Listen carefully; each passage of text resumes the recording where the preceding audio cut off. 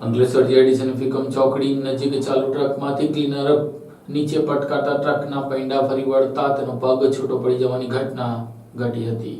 અંકલેશ્વર જીઆઈડીસીની ફીકમ ચોકડી નજીકથી પસાર થતી ટ્રકમાંથી ક્લીનર નીચે પટકાતા તેના પર ટ્રકના ટાયર ફરી વળતા અકસ્માત સર્જાયો હતો, જેમાં ક્લીનર પુત્રનો પગ છૂટો થઈ ગયો હતો। અંકલેશ્વર જીઆઈડીસીમાં આવેલ ફીકમ ચોકડી નજીક અકસ્માતની વિચિત્ર ઘટના બની હતી, જેમાં ફીકમ ચોકડી નજીકથી પસાર થઈ રહેલ ચાલુ ટ્રકમાંથી ક્લીનર નીચે પટકાયો હતો। આ દરમિયાન ક્લીનરના પગ પરથી ટ્રકના ટાયર ફરી વળતા તેના પગ શરીરથી છૂટો થઈ જતા ગંભીર ઈજા પહોંચી હતી। ટ્રક ચાલકે ટ્રક ઉભી રાખી તાત્કાલિક 108 એમ્બ્યુલન્સને જાણ કરવામાં આવી હતી, જેના પગલે ઈજાગ્રસ્ત ક્લીનરને સારવાર અર્થે નજીકની હોસ્પિટલમાં ખસેડવામાં આવ્યો હતો। અત્રે ઉલ્લેખનીય છે કે આ મામલામાં ઈજાગ્રસ્તના પિતા જ ટ્રક ચલાવી રહ્યા હતા અને તે દરમિયાન ચાલુ ટ્રકમાંથી પુત્ર નીચે પટકાયો હતો, જેના પગલે અકસ્માત સર્જાયો હતો। પિતાની નજર સામે જ ટ્રકના ટોટિંગ પૈડા નીચે પુત્રનો પગ કચડાયો હતો। અકસ્માતને પગલે લોકટોળા એકત્ર થઈ ગયા હતા।